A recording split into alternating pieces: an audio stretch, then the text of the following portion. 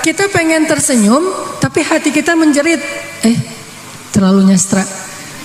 Kita pengen tersenyum, tapi hati kita terluka, kan gak mudah itu buat kita. Makanya hati itu mempengaruhi seluruh kehidupan kita. Benarlah sabda Rasulullah, kalau dia baik, semuanya ikut baik. Kalau dia buruk, semua ikut menjadi buruk, terpengaruh banget. Sehingga kalau kita pengen memperbaiki hidup kita, mulai dari memperbaiki hati kita. Dan awal dari memperbaiki hati itu adalah perbaiki yakin kita kepada Allah Subhanahu wa Ta'ala. Hari ini saya lebih semangat karena nggak sendiri. Mudah-mudahan teman-teman juga semangat walaupun masih sendiri. Alhamdulillah, wassalatu wassalamu ala rasulillah wa ala alihi wa sahbihi wa mawalah. Rabbi syrah li sadri wa yassir li amri wa hlul 'uqdatam min lisani yafqahu qawli.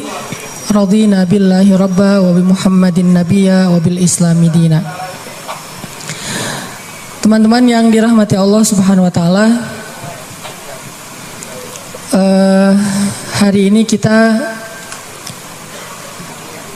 diberikan kesempatan oleh Allah Subhanahu wa Ta'ala untuk mencas iman kita. Karena memang iman kita itu lebih sering lowbat daripada handphone kita. Dan itu realitasnya kayak gitu. Handphone dalam sehari berapa kali ngecas? Tergantung harga handphone. Dan ngecasnya paling cepat berapa lama dari nol? Tergantung harga. Ada yang pakai fast charging, ada yang low, nggak fast ya, jadi slow banget, orangnya woles, makanya handphonenya juga woles.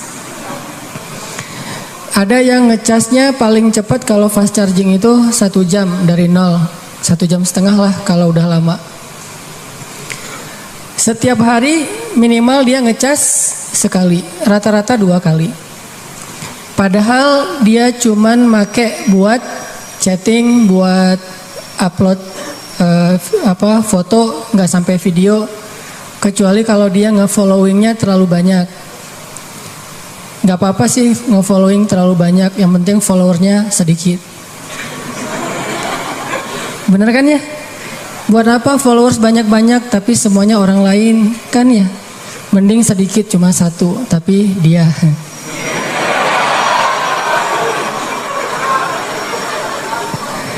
Sekarang kita jangan bangga dengan jumlah followers yang banyak ya. Cuma 1,1 juta aja pamer gitu kan. Mending kita bangga dengan followers yang jelas statusnya. Ini tadi apa? Kita HP aja dicas sehari beberapa kali. Padahal handphone kita itu tidak dikuras dengan nonton YouTube atau streaming. Gimana dengan iman kita yang selalu dikuras, yang kuotanya itu habis setiap hari karena kita nggak sengaja mungkin ngelihat sesuatu yang nggak boleh, ngedengar pembicaraan yang tidak baik, ngerasa baper terhadap sesuatu yang belum boleh kita baper. Sehingga iman kita tuh ngedropnya lebih cepat daripada handphone kita. Kalau kita selalu disiplin dan hati-hati banget dengan handphone kita, begitu udah mulai muncul peringatan handphonenya udah lowbat di bawah 10%, kita langsung nyari colokan listrik. Bagaimana dengan iman ketika kita ngerasa lowbat? Dan alarm bahwa iman kita lowbat itu banget. Salah satunya kalau sholat gak khusyuk. Begitu kita takbir, gak kerasa tiba-tiba udah salam. Nah ini berarti udah lowbat banget nih. Tadi berapa rakaat ya? Kan sering tuh gitu. Atau tadi baca Al-Fatihah gak ya pas kita ruku gitu kan? Ruku tapi lupa tadi Al-Fatihah gak ya? Nah ini berarti udah lowbat banget nih. Atau ciri lowbat yang lain, kalau kita dengerin bacaan Al-Quran ngantuk. Itu udah lowbat tuh. Kan kita sering kalau gak bisa tidur dengerin Al-Quran kan? Bukan dengerin lagu-lagu lalebay gitu kan, dengerin Al-Quran. Ada yang nggak bisa tidur dengerin jokes, jadi jokers mania gitu. Ada yang nggak bisa tidur dengerin tilawah misalnya Toha Junaid. Ketika dia dengar bacaan Bismillah langsung ngantuk, langsung tidur, tibra. Padahal baru Bismillah. Oh berarti iman kita lagi ngasih warning, lagi ngasih alarm bahwa dia dalam kondisi lowbat, lagi drop.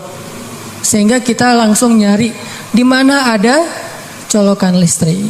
Dan colokan listrik iman adanya di dalam majelis-majelis ilmu. Colokan listrik iman adanya di dalam majelis para ulama. Colokan listrik iman adanya di masjid. Sehingga kalau kita sehari ngerasa iman kita lagi drop, kita harus langsung mencari booster iman. Dan tidak harus booster saya. Ini modus karena jarang nge-upload nih. Bisa ada Ustadz Abdul Somad yang ilmunya lebih banyak daripada saya. Bisa ada Ustadz Adi Hidayat.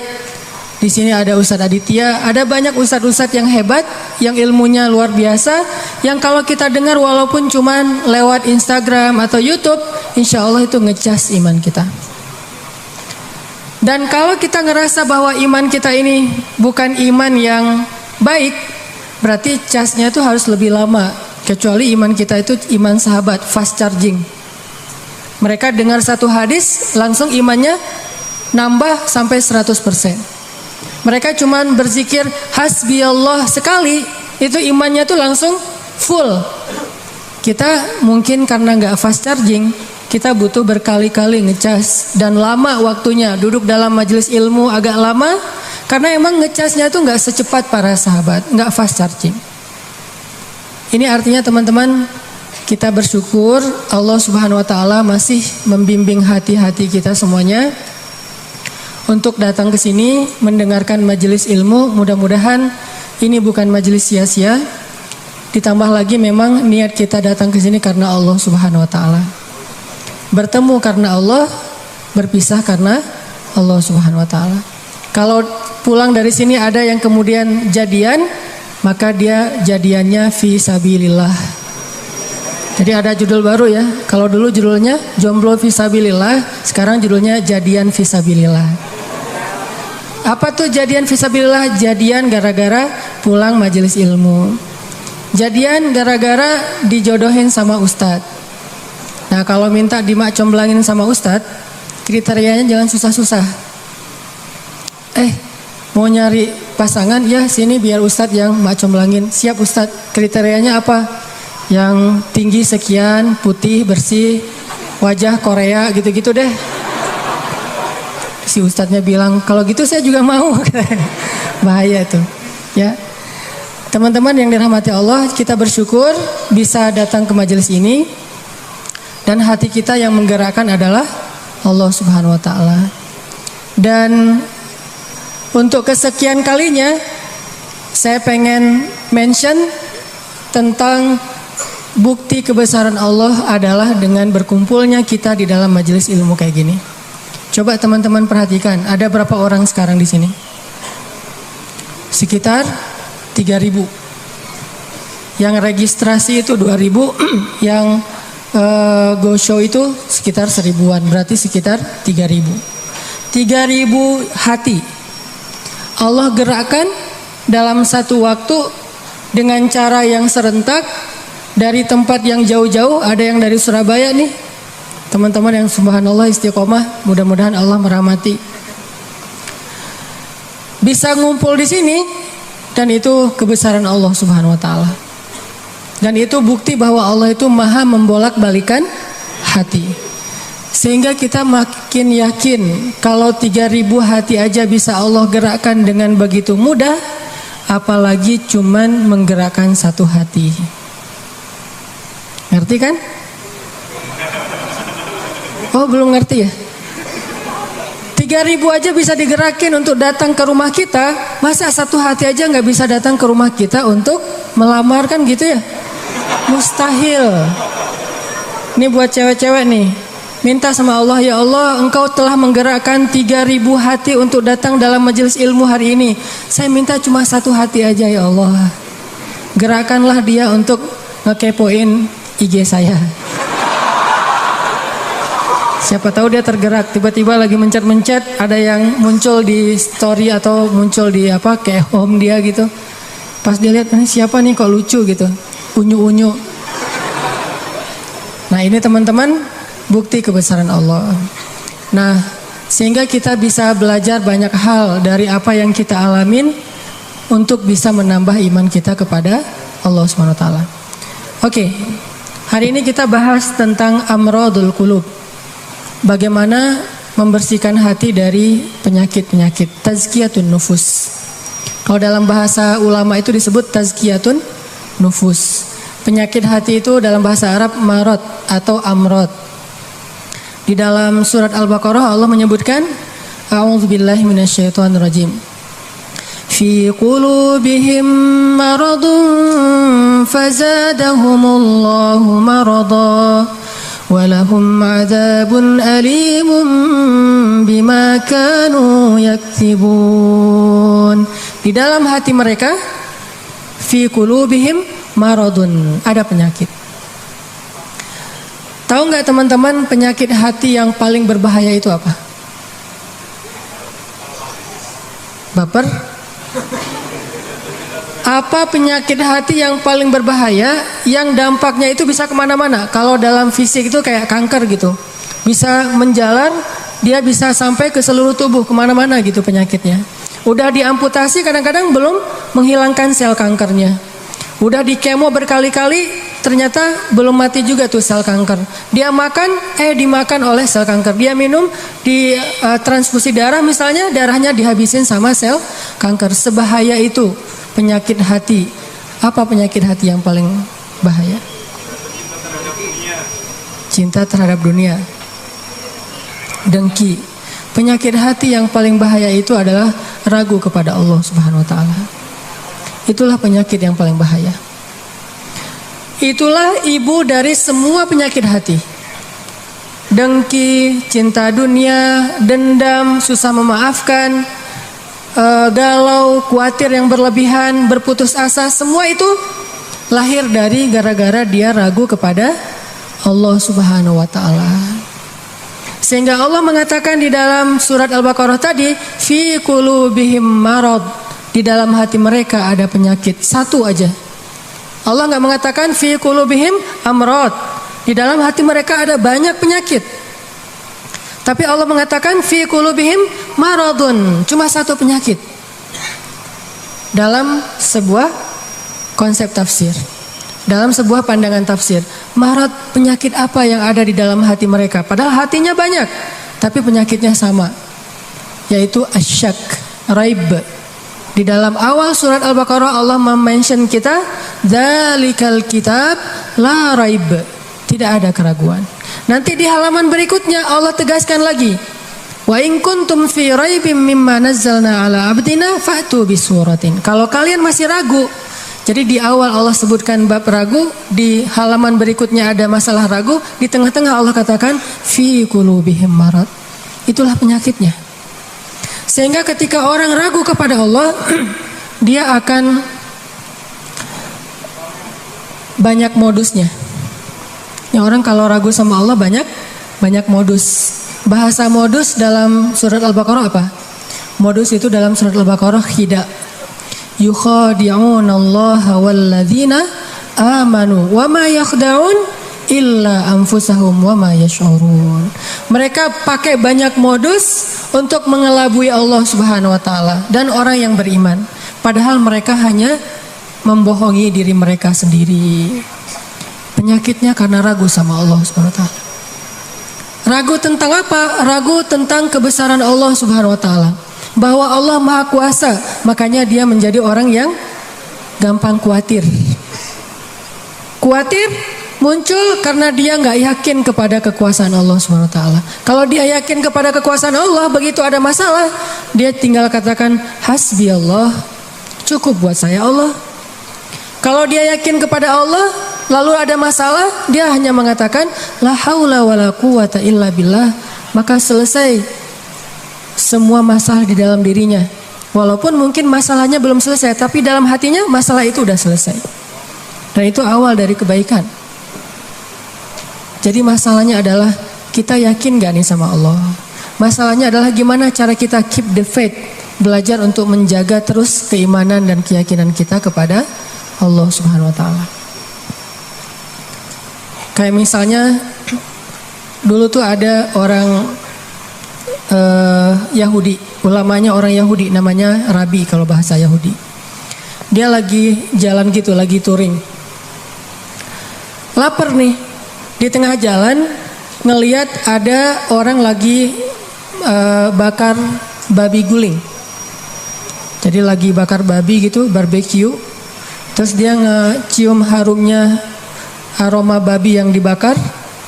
Jadi pengen, jadi lapar. Dia datang kepada orang yang lagi barbecue gitu. Dia bilang, "A'tini hadas samak." Beri saya ikan ini. Dia nyebutnya ikan.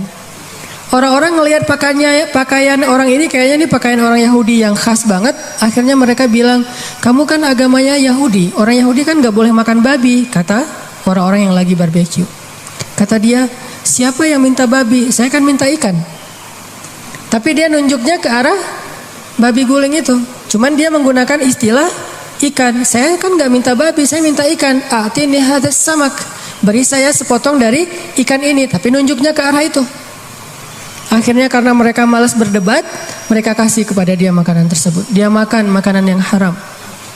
Kemudian dia minum bersama mereka dengan minuman yang Allah haramkan. Lalu dia melanjutkan perjalanan. Karena dalam keadaan setengah sadar, lagi teler, lagi fly, akhirnya dia kehilangan ontanya di tengah jalan. Dia jalan kemana, ontanya kemana. Namanya juga orang lagi teler. Di tengah padang pasir, dia kehilangan ontanya, kehilangan semua bekal-bekalnya. Baru ketika dia bangun dari tidur, dia panik karena tidak menemukan onta di sebelahnya. Dia pun keliling nyari-nyari ontanya, mondar-mandir kayak Siti Hajar antara Bukit Sofa ke Bukit Marwah, cari ontanya. Pas dia nggak menemukan onta itu, kemudian dia berdoa kepada Allah, "Ya Allah, bantu saya, bantu saya, bantu saya." Nabi kemudian mengkomentari hadis ini, kata Nabi, "Ma'kaluhu haram, mashrabuhu haram, malbasuhu haram, wa ghudhiya bil haram, fa anna yustajabu lidzalik." Makanannya haram, minumannya haram, kendaraan atau yang dia pakai itu semuanya haram. Lalu bagaimana Allah akan mengabulkan doa orang ini? Artinya apa, teman-teman? Dia punya masalah, dia ragu kepada Allah ketika dia lagi dalam keadaan lapar. Dia lapar, ragu kepada Allah, sehingga dia putus asa, dia makan apa yang tidak boleh dia makan. Ini yang menjadi masalah kita dalam hidup. Dulu ketika Doli ditutup di Gang Doli di Surabaya, salah satu kalimat yang keluar dari teman-teman yang ada di sana apa? "Kalau kami nggak boleh kayak gini, terus kami makan apa?" Gitu kan? Kalau kami nggak boleh kerja kayak gini, terus kami ngasih makan apa buat keluarga kami? Itu penyakitnya. Jadi bukan pekerjaannya, tetapi keyakinannya kepada Allah Subhanahu Wa Taala. Nggak mungkin, nih ya, nggak mungkin nol, nggak mungkin sama sekali ya. Ada orang yang meninggalkan sesuatu karena Allah, terus jadi terlantar dan terlunta-lunta, itu nggak mungkin sama sekali. Bukankah Allah sudah menunjukkan banyak bukti kepada kita? Siapapun yang meninggalkan sesuatu karena Allah, pasti Allah ganti dengan yang lebih baik. Musa meninggalkan Mesir karena perintah Allah, Allah ganti dengan Palestina. Ibrahim meninggalkan Irak karena Allah, Allah ganti dengan Palestina dan Mekah. Nabi Muhammad SAW meninggalkan Mekah karena Allah, Allah ganti dengan keluarga baru di Madinah. Gak mungkin ada orang yang berhijrah meninggalkan sesuatu karena Allah terus jadi terlunta-lunta, jadi susah hidupnya. Gak mungkin, gak ada ceritanya dalam sejarah. Masalahnya ketika dia meninggalkan itu, kadang Allah ngasih dia ujian kecil untuk melihat dia yakin gak sama Allah. Nah, di ujian itulah banyak orang yang patah. Banyak orang yang kemudian jadi seperti bangsa Bani Israel yang mengeluh terus bilang, "Duh, kalau kayak gini mending saya balik lagi aja kayak dulu." Banyak orang yang ngomong kayak gini nih.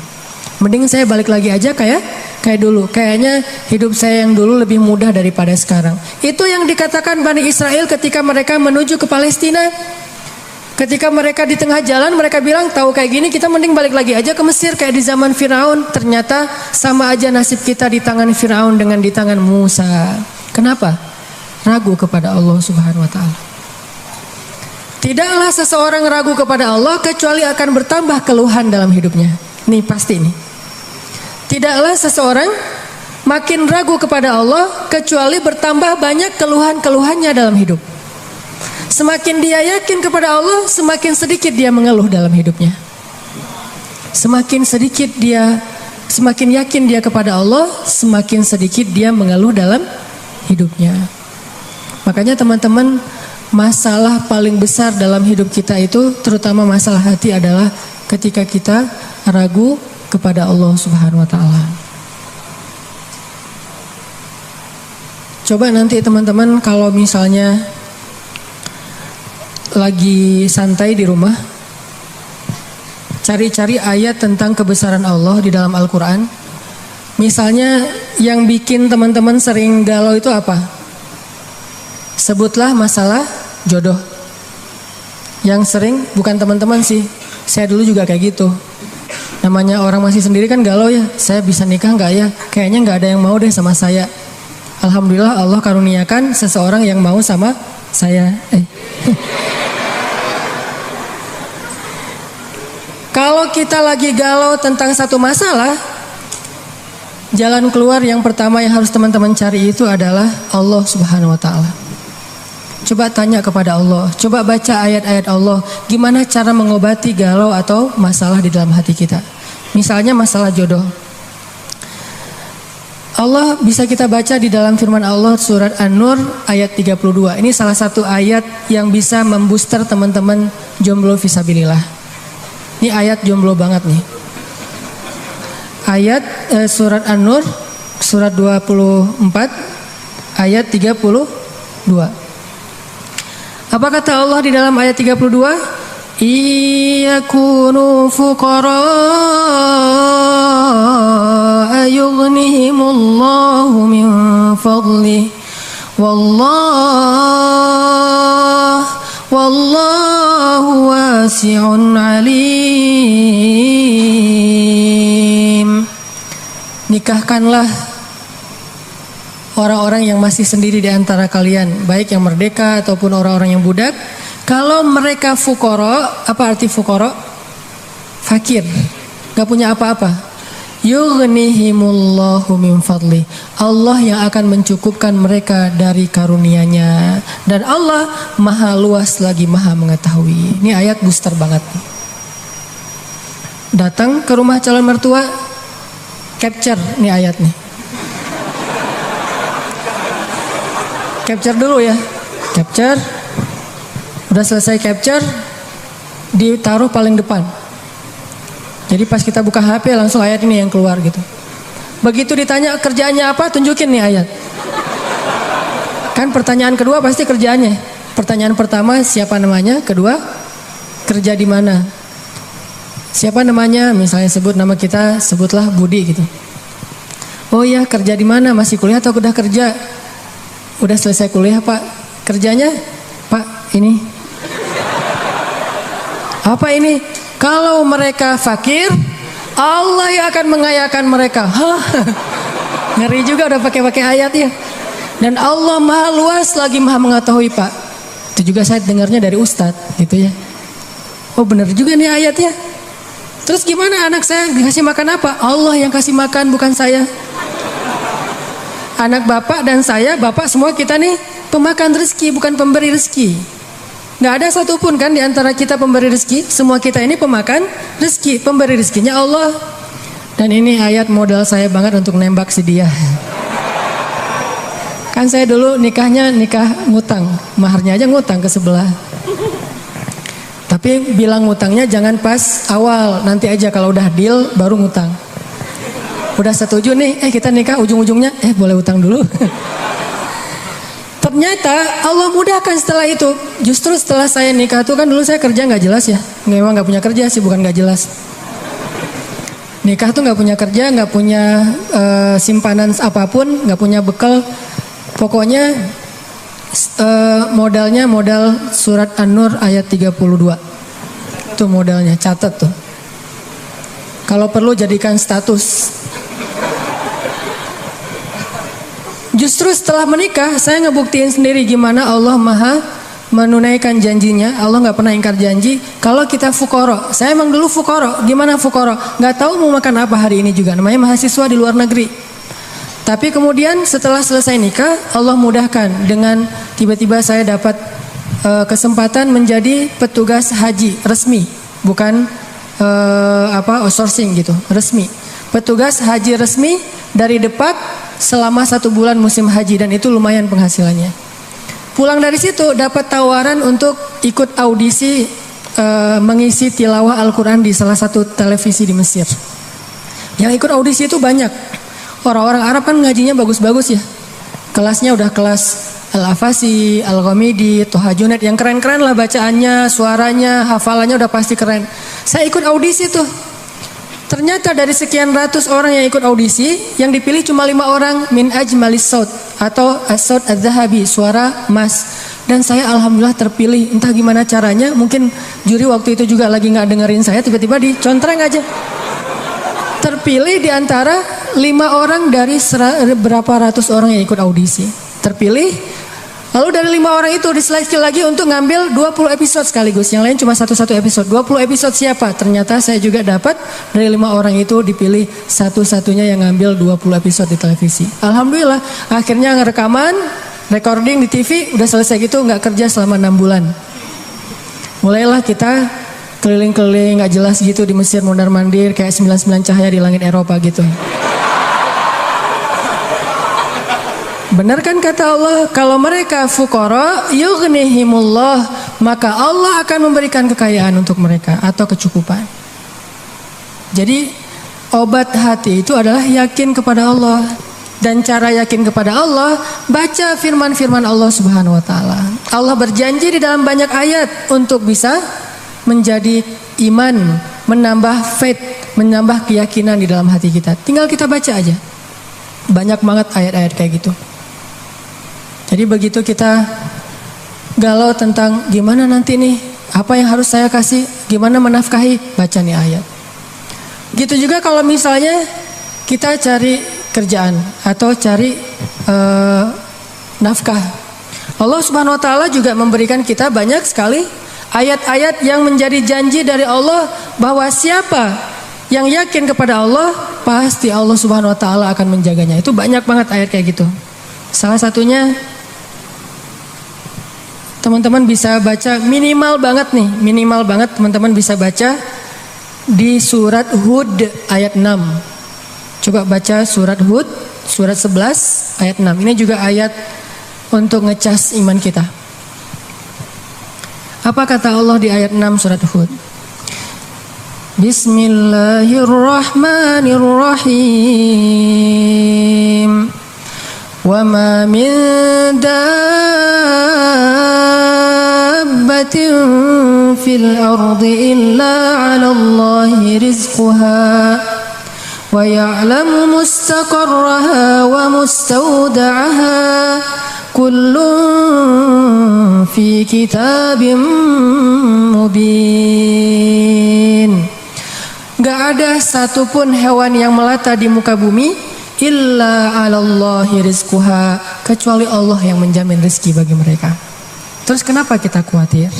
Kenapa kita galau? Kan Allah yang menjamin, dan jaminan Allah itu sebaik-baik jaminan. Dijamin oleh perusahaan asuransi atau finance, itu aja kita udah yakin gimana dijamin oleh Allah Subhanahu wa taala. Kayak ada orang yang ngambil asuransi kesehatan, dia nggak khawatir dengan sakit. Ada orang yang mengambil asuransi kendaraan, dia nggak khawatir kelecet atau terjadi kecelakaan, dirampok atau dicuri kendaraannya. Ada yang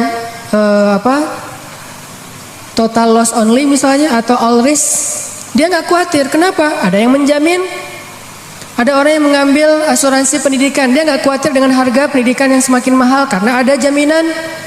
Kalau kita masih sering ragu dan sering khawatir dengan hidup kita, berarti kita nggak yakin dengan jaminan Allah Subhanahu wa taala.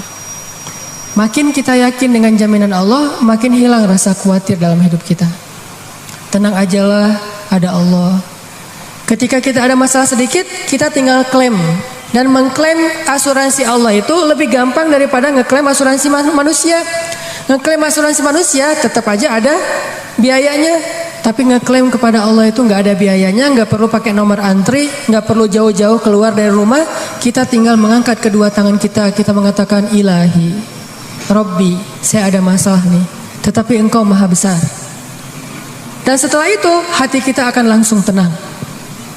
Ini teman-teman, di antara obat terhadap semua penyakit hati itu adalah belajar yakin kepada Allah Subhanahu wa taala. Teman-teman bisa baca juga nanti surat Al-Mulk. Ini surat yang benar-benar ngebooster hati kita. Jadi sesi pertama ini saya pengen sharing. Ternyata kalau kita pengen menghilangkan semua penyakit hati kita, mulailah dari belajar iman, belajar yakin kepada Allah Subhanahu wa taala. Kalau kita pengen belajar menjadi orang yang menjalani hidup itu penuh dengan keyakinan, penuh dengan harapan, orangnya optimis, caranya belajar yakin kepada Allah Subhanahu wa taala. Dan salah satu cara belajar yakin kepada Allah, baca ayat-ayat Allah, terutama ayat-ayat booster tentang kebesaran Allah Subhanahu wa taala. Inna fi khalqis samawat, dalam penciptaan langit, bukan cuma di langit tapi penciptaannya, prosesnya. Inna fi khalqis samawati wal ardi wa ikhtilafil laili wan nahari laayatin liulil albab. Langit, bumi, silih bergantinya malam dan siang atau musim, di situ ada bukti-bukti bahwa Allah Maha Kuasa. Kalau itu aja buat Allah gampang, cuma kun fayakun, apalagi cuma ngurus kita yang cuma kecil dibandingkan langit dan bumi. Kita itu dibandingkan langit dan bumi nggak ada apa-apanya. Kalau langit dan bumi aja buat Allah nggak ada apa-apanya lagi, apalagi kita. Jadi intinya teman-teman, kenapa kita khawatir kalau Allah menjamin kehidupan kita? Kenapa kita khawatir kalau Allah berjanji menolong kita? Kenapa kita khawatir kalau Allah Subhanahu wa taala tidak akan menyia-nyiakan kebaikan kita? Ada orang yang pernah nggak nyesel bantu orang lain gara-gara ternyata orang itu akhirnya nyakitin perasaan kita? Duh, saya nyesel dulu bantu dia. Duh, saya tahu gitu nggak bakalan saya mau baik-baikan sama dia. Duh, nyesel juga saya kemarin udah nolongin dia segala macam. Nyesel juga saya kemarin ngasih tahu ke dia. Ternyata ujung-ujungnya dia malah menyakiti saya, mengkhianati saya, nikung saya dari belakang. Nyesel saya curhat sama dia, akhirnya jadiannya sama dia. Pernah kan gitu? Kita curhat sama teman kita, malah dia yang jadian. Kenapa dia jadian? Karena dia tahu banyak tentang si cewek itu lewat kita. Dan cewek ini gak ngerti, kok kamu pengertian banget, tahu banget tentang apa yang saya suka dan gak suka. Padahal itu hasil dari observasi kita kan ya. Kita udah observasi sekian lama, udah gitu kita curhat, dia tinggal ngambil hasil skripsi kita tentang si cewek ini nih. Dia pelajari, oh curhatnya berarti dia gak suka ini. Warna kesukaan dia ini, akhirnya ngasih kado ulang tahun warna yang dia suka. Jadian sama teman yang kita curhatin. Gimana? Apakah kita merasa amal kita jadi sia-sia? Enggak. Kalau kita bertransaksi dengan makhluk, mungkin sia-sia. Tapi kalau kita berdagang dengan Allah, gak ada yang sia-sia, sehingga tetap tenang. Lagi-lagi baliknya ke Allah Subhanahu wa taala. Begitu kita merasa dikhianati, disakiti, ditikung, dianggap bukan siapa-siapa, gak ada apa-apanya, kita tinggal mengatakan hasbi Allah. Bagi saya cukup balasan dari Allah Subhanahu wa taala, bukan balasan dari manusia. Ini teman-teman untuk sesi pertama tentang amradul qulub fi qulubihim marad. Salah satu penyebab kita sering gak nyaman dalam hati kita itu, dan kalau hati udah gak nyaman, pasti yang lain ikut gak nyaman. Coba, susah banget kan membedakan ekspresi wajah yang tidak sesuai dengan hati kita tuh susah. Tetap aja nggak akan setulus kalau kita tersenyum dari hati. Senyum terpaksa tuh beda banget. Kayak kita datang di acara nikahan mantan. diundang. Kan kewajiban seorang muslim adalah memenuhi undangan. Terpaksa datang kan, pakai cadar, pakai masker kalau cowoknya. Datang nih, kamu nggak mungkin kan kita pakai masker di tempat pelaminan. Pas kita naik ke atas pelaminan, kita memaksakan diri untuk tersenyum. Walaupun ini teriris-iris luar biasa gitu. Udah teriris-iris kayak dikasih jeruk lah gitu. Wah sakitnya. Udah gitu dia gandengan gitu. Pas kita mau salaman gemetar. Kenapa nih tiba-tiba panggung ini jadi kayak gempa gitu. Ternyata kita gemetar. Ini gara-gara apa? Kita pengen tersenyum tapi hati kita menjerit. Terlalu nyastra. Kita pengen tersenyum tapi hati kita terluka, kan gak mudah itu buat kita. Makanya hati itu mempengaruhi seluruh kehidupan kita.